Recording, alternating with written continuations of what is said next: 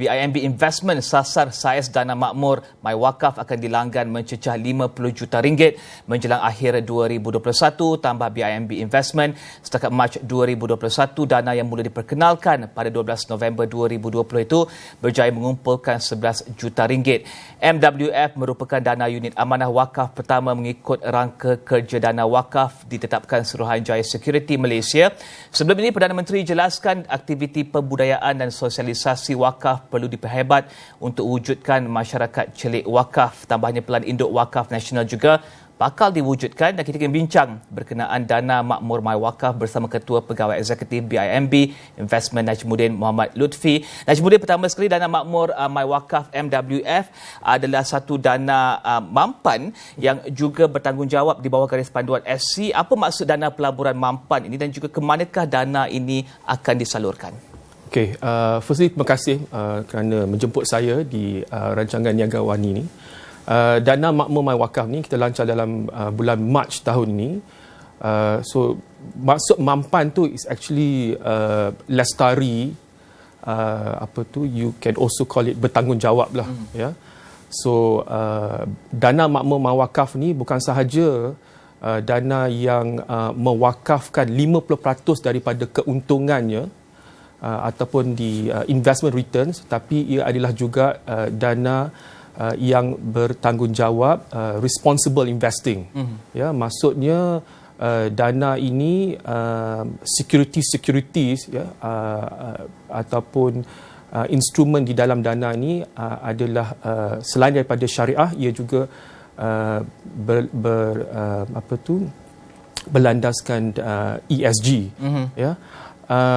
Kepada soalan yang kedua tu mengenai di mana dana disalurkan, ini adalah dana pelaburan ya, dana pelaburan. So dana ini akan melabur dalam sukuk ya, dalam saham-saham, bukan sahaja di dalam negeri tetapi juga di luar negeri. Dia juga boleh melabur dalam syariah REITs dan juga syariah ETF. So pelaburannya adalah kita kata campuran ya, untuk memastikan risiko pelaburan ini rendah, dan target kami adalah 50%-nya dilaburkan di dalam sukuk ya, dan lagi 50% dilaburkan dalam equities. Tapi diuruskan secara conservatively. Kita nak memastikan bahawa dana makmur MyWakaf ini akan memberikan pendapatan setiap bulan, di mana 50% daripada pendapatan itu akan diwakafkan dan 50% keuntungan itu akan diberikan kepada pelabur. Diwakafkan kepada organisasi, institusi atau projek mana? Apakah nilai yang diwakafkan tersebut? Ya. So kita BIMB Investment adalah pengurus dana ya, dan kita ada pentadbir wakaf. Dan pentadbir wakaf untuk dana makmur MyWakaf ni adalah MyWakaf IBIM ya. IBIM ni is Association of Islamic Bank Malaysia. So IBIM MyWakaf akan mentadbirkan wakaf ini, dan di dalam pentadbiran ni dia akan disalurkan kepada 3 sektor fokus.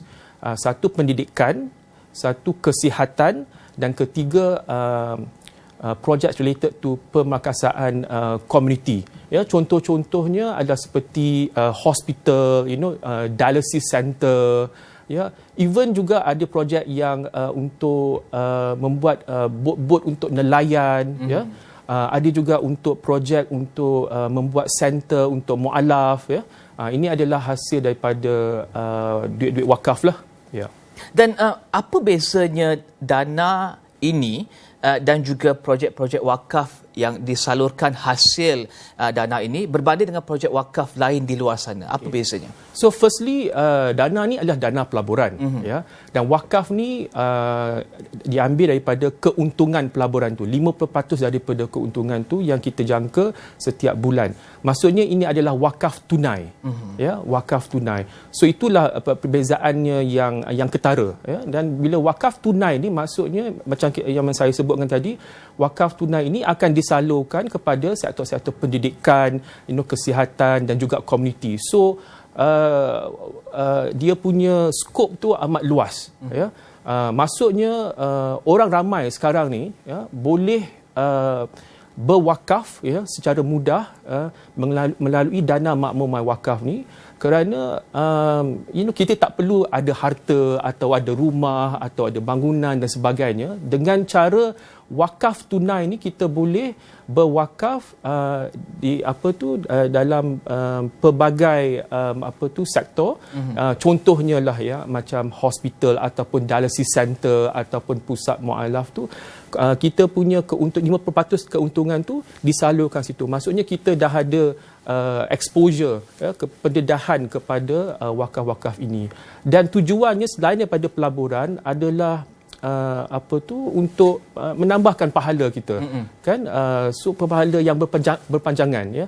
So dana pelaburan, dana makmur my wakaf ni is designed bukan sahaja untuk pelaburan tapi juga melabur untuk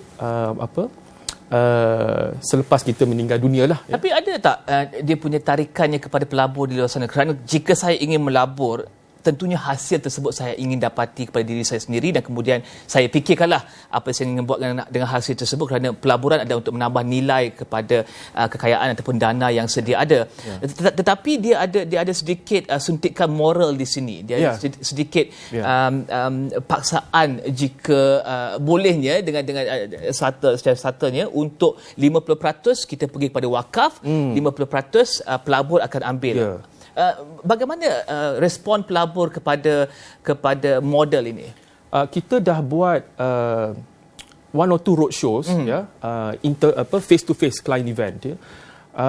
Ramai pelabur-pelabur, terutama pelabur-pelabur Islam, ya, Muslim, amat berminat, ya, sebab kebanyakan pelaburan-pelaburan yang ada sekarang ni either is equities or sukuk.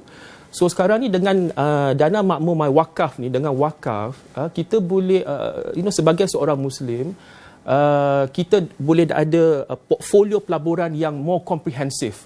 Ya, kita ada sukuk, kita ada equity dan kita juga ada wakaf. Ya, kita tahu that sebab wakaf ni objektif dia lebih besar. Ya, objektif dia bukan sahaja untuk keuntungan, tapi objektifnya sebagai Muslim, untuk kita punya pahala tu berpanjangan, what happen after dan we juga membangun community dan community, of course, ya, itu satunya.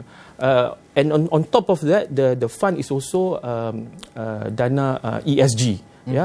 That is going to make an impact. It's also an impact in investing, responsible investing, pelaburan yang bertanggungjawab. Sebab saham-saham atau even the sukuk-sukuk di dalam dana ini kita akan saringkan. Kita akan saringkan dari segi ESG-nya, dari segi the United Nations Global Compact principles-nya that look at anti-corruption, environment, so dana yang dilaburkan tersebut juga adalah yang ESG, ya. Yes. Kita kan berhenti berehat seketika. Selepas itu saya nak bincangkan berkenaan dengan sedikit lagi berkenaan dengan allocation untuk pelaburan dan juga allocation untuk wakaf tersebut, kerana tentunya pelabur di luar sana ingin bertanya, adakah pulangannya lebih menarik daripada pulangan pelaburan konvensional lain, untuk membolehkan mungkin sumbangan kepada wakaf tersebut lebih lagi dan juga peratusan yang didapati oleh pelabur tersebut juga selari dengan apa yang diinginkan oleh pelabur. Kita akan berehat seketika, kembali selepas ini.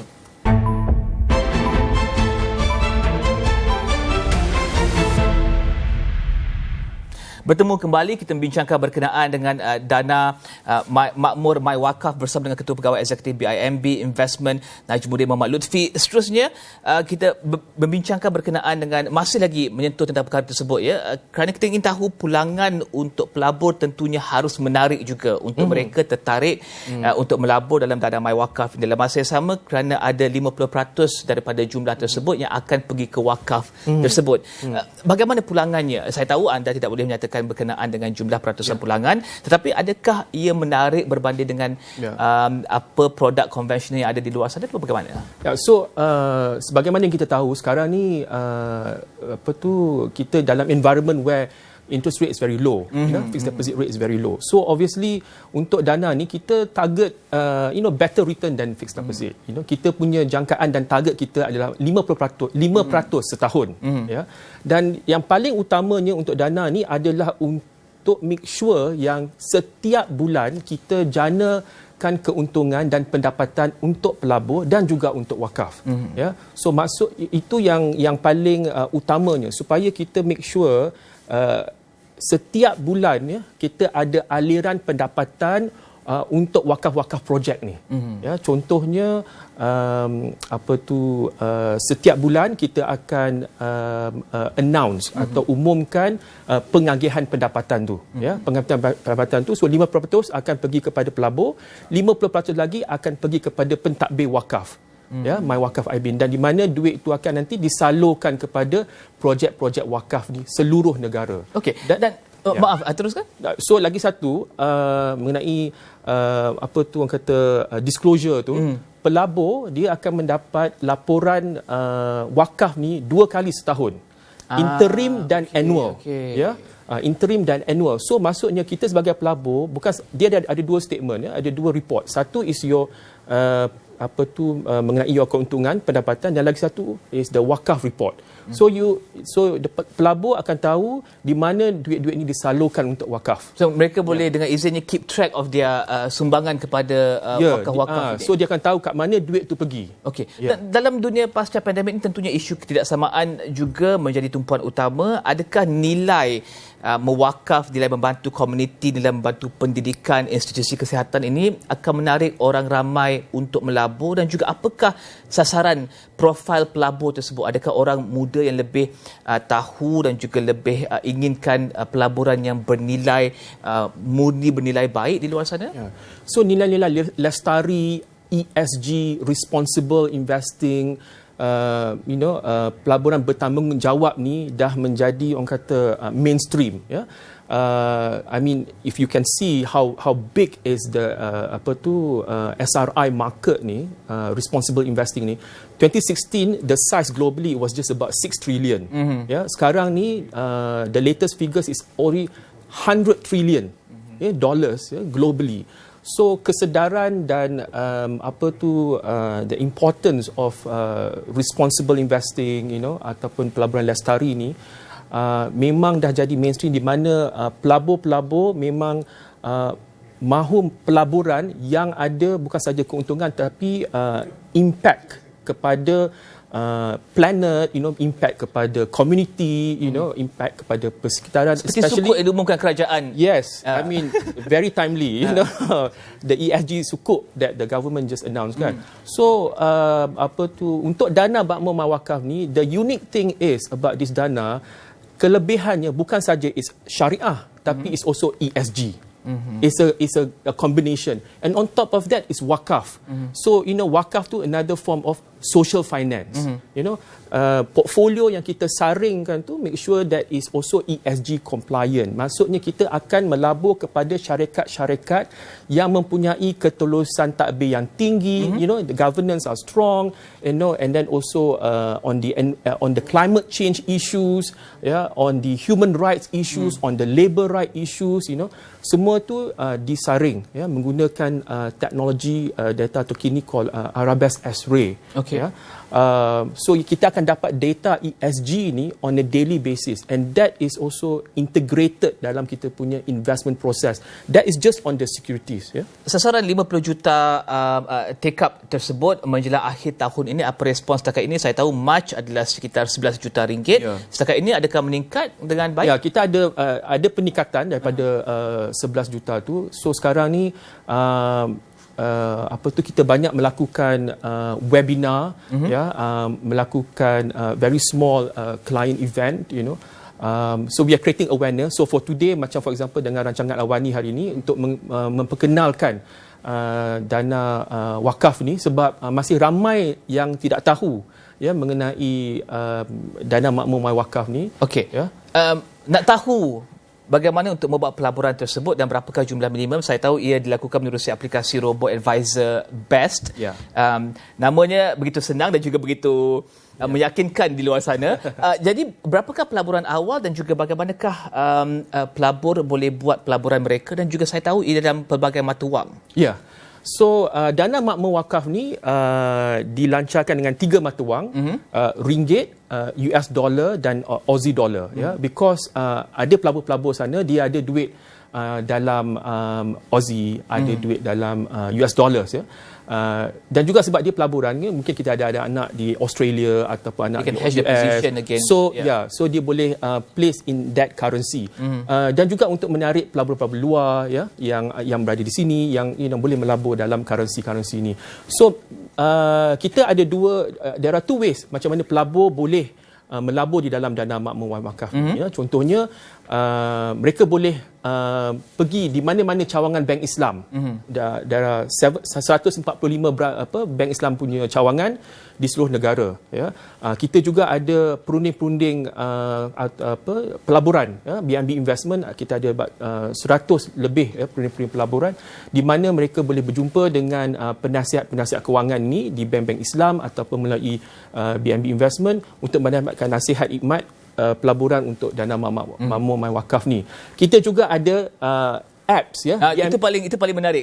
Lepas tu apa cerita? Kita BNB Investment kita dah lancarkan satu app nama BEST. Okay. Ya. BEST ni actually stand for BNB Investment Electronic Shariah Investment Tool. So it's only Syariah, ya. This BEST app kita lancarkan tahun lepas, ya, bulan April, right in the middle of the pandemic, ya. The MCO, ya. MCO, dunia MCO kita launch. Dapat banyak sambutan. Sekarang kita ada lebih 30,000 people dah sign up, ya. So this BEST app, of course you can just download, ya. Download daripada Google Store ataupun Apple Store. Very easy, less than 10 minutes you can open an account, you can start investing. And then dia ada intelligence where if you don't know what fund you want to invest, based on your risk profile and your your expectations, they will recommend you a fund. But if you already know for a fund, for example, kalau you dah tahu you nak melabur dalam dana makmur my wakaf ni, you can go inside straight. So because app ni dia tak ada service, it's self-service, ya. So there is no sales charge and minimum is only RM10. Dan paling ringkasnya Najmuddin, ya, adakah Najmuddin menjangka di luar sana dengan pelaburan robo advisor semua orang, I'm sure they probably have one, akan ada pelbagai multiple accounts from multiple providers out there? Adakah ini akan menjadi trend di masa depan?